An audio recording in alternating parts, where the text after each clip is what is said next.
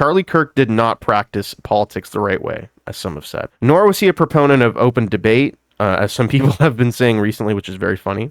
He was not a proponent of genuine discussion or free speech. He once correctly identified himself and his points as extreme. He was not a moderate, and anybody telling you that is lying.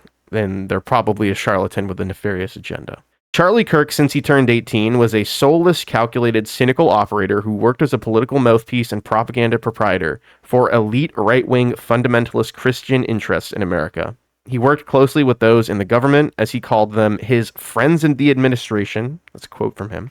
He pushed the American people further and further towards an authoritarian, theocratic ethno-state, where women, queer people, the disabled, or the mentally challenged, anyone else who wasn't white, essentially, would be second-class citizens with little or no human rights or power in society.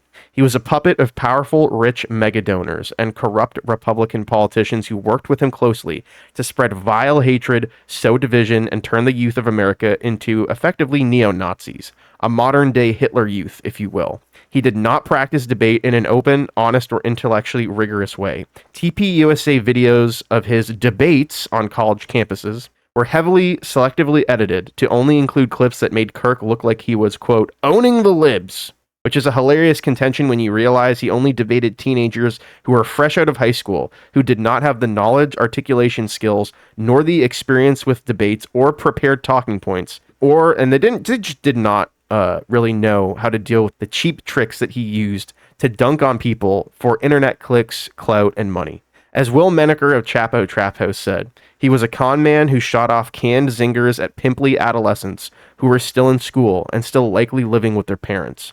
Right-wing debate god Chuck Kirk pwns a classroom of students. What a master debater he was, eh? You'll be hard-pressed to find many examples of Kirk debating professors or actual intellectuals, because the few times he actually did, he got mercilessly eviscerated. Go check out Charlie Kirk versus Cambridge Professor if you'd like to see him get effortlessly trounced in less than 10 minutes by somebody who actually has credentials and knows what they're talking about and has experience debating these types of things. In conclusion, Charlie Kirk did not care about what anyone had to say, and he did not care about dialogue or the truth. He only cared about enriching himself and achieving power, influence, and status through TPUSA, his organization, and through his association with politicians and billionaires.